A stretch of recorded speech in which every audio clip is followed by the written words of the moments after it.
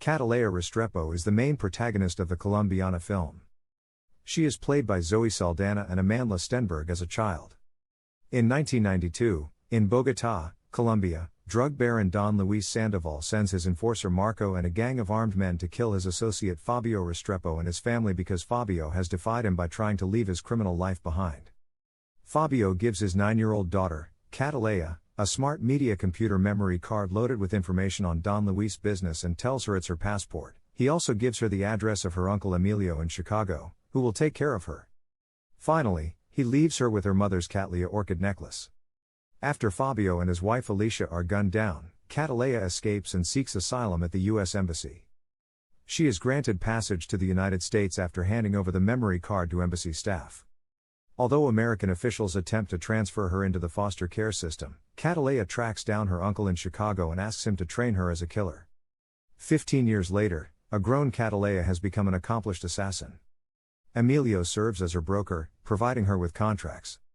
With each murder she commits, she leaves her signature, the Catelaya flower, hoping to one day attract the attention of Don Luis so she can take her revenge. When Emilio finds out about Catalaya's intentions and that she has been targeting men connected to the Don, he begs her to stop to avoid endangering the lives of his own family, but she refuses and they have a falling out. While she is spending the night with her American boyfriend, Danny Delaney, he takes a photo of her sleeping and then shows it to a friend, who then decides to run a background check on Catelaya.